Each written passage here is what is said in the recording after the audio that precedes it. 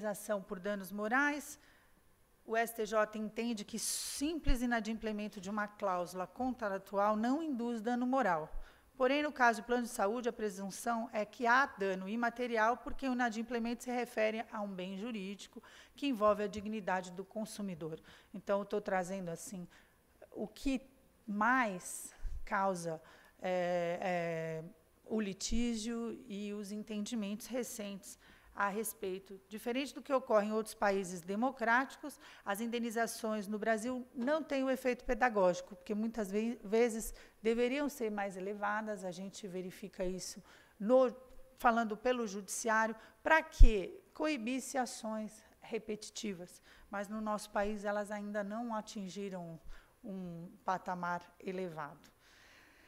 A súmula 469 do STJ, achei importante trazer aqui, a gente tem que tratar, sim, o usuário do plano de saúde como consumidor, porque, assim, é a jurisprudência dos nossos tribunais superiores. Aplica-se o Código de Defesa do Consumidor aos contratos de plano de saúde. Por isso que o Pacta Sunt Servanda, mencionado pelo ministro, não é mais usado assim como era antes da Constituição de 88. O contrato faz lei entre as partes, que é o Pacta Sunt Servanda.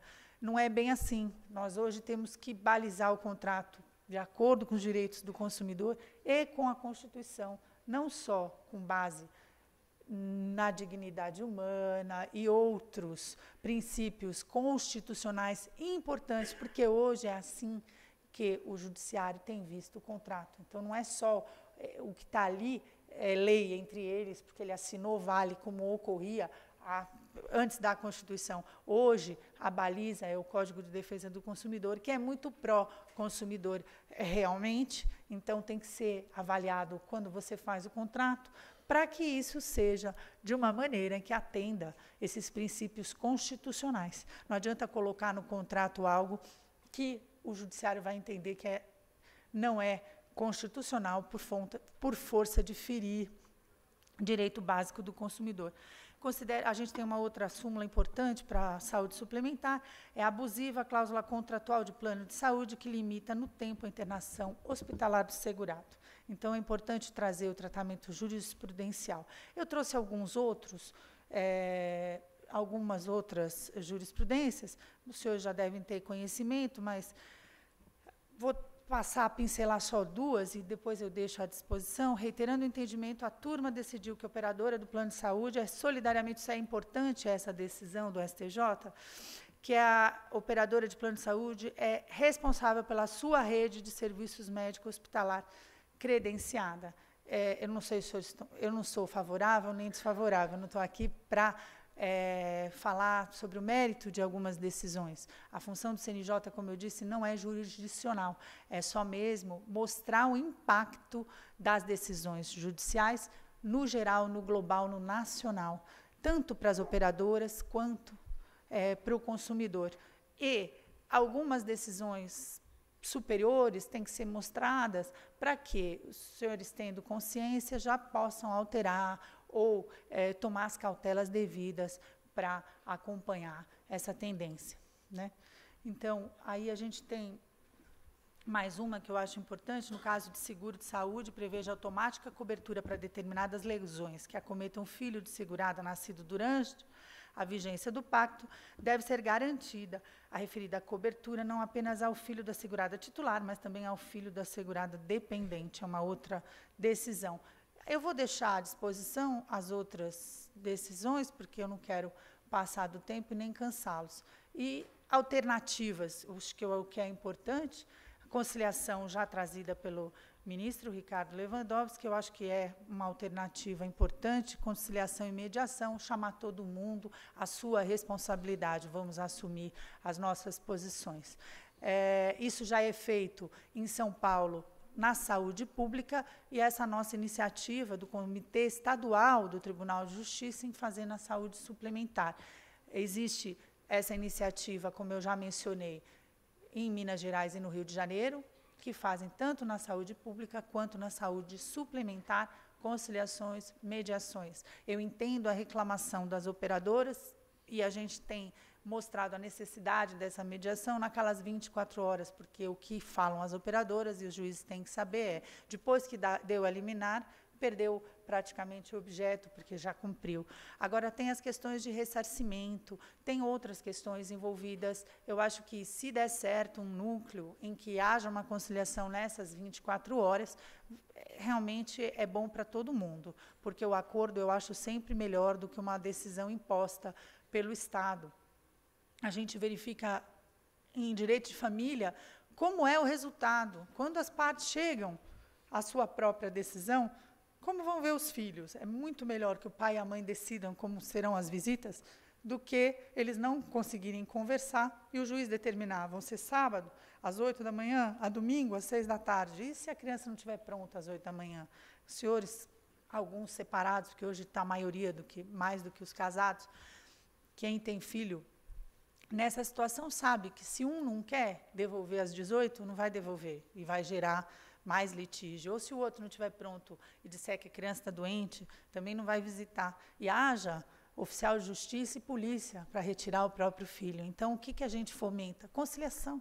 Porque se os pais ou mediação, facilitador, chega lá e faz com que eles dialoguem e cheguem a uma solução. Eu acho isso possível também em saúde suplementar. Conciliação e mediação, essa resolução do CNJ também é de 2010, que fomenta. No tratamento de demanda de saúde, o CNJ tem incentivado esses mecanismos também. A Secretaria de Saúde e a Defensoria Pública, quando é questão de saúde pública, estão investindo nessa prática e fornecendo medicamento, eles já são incorporados.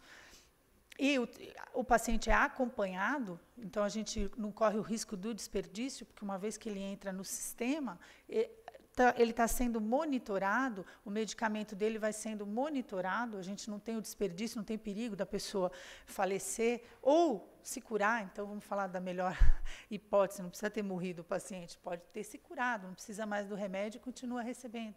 E não tem orientação possível para ir lá e falar, olha, eu já sarei, eu não preciso mais, vamos cancelar. Eles não lembram de avisar, a gente verifica nessa contagem, nesse monitoramento de ações, que eles não vão fazer isso. Então, é muito importante que o juiz peça relatórios, e que o juiz seja orientado nesse sentido, para que evite o desperdício. Como funciona a conciliação? Como eu disse, tem uma terceira pessoa, um facilitador, para conversar. Ou conciliação são as duas partes conversando, mediação é um facilitador, um mediador, para chegar num ponto. A gente tem nos tribunais, os 27 tribunais de justiça estaduais têm os CEJUSCs, é uma meta do CNJ que cada tribunal consiga implantar mais um CEJUSC a mais do que já tem nesse ano de 2015, todos eles têm. Então, nós temos CEJUSCs implantados no país inteiro, disseminados nos tribunais de justiça estaduais, com esse mediador, com esse facilitador, pessoas preparadas com cursos do CNJ para exercer esse tipo de função.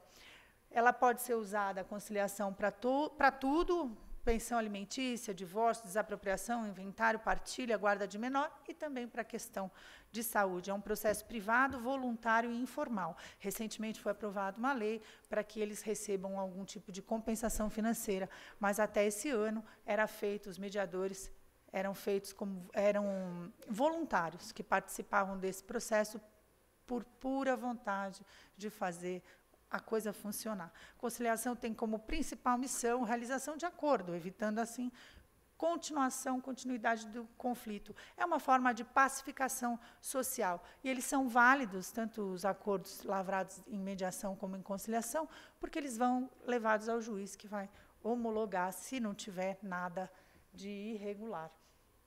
Por fim, a Jornada de Direito da Saúde, vou fazer propaganda do nosso evento, é hoje. Uma pena que a gente encavalou os eventos, a gente tentou fazer com que o ministro pudesse vir nas duas e a agenda dele inviabilizou eventos em datas separadas, mas o nosso é um diálogo com gestores de saúde pública, com defensoria pública, procuradores do Estado, Ministério Público, órgãos de defesa do consumidor, operadoras de plano de saúde, enfim, com todos esses atores do nosso teatro importante para resolver a judicialização da saúde não resolver, porque nós não temos essa pretensão, mas para mostrar um impacto das decisões nacionalmente, mostrar números, mostrar a necessidade de diálogo e de pacificação social. É mais ou menos isso o recado que eu tenho para dar, me coloco à disposição. Agradeço mais uma vez o convite e a oportunidade para falar para os senhores. Muito obrigada.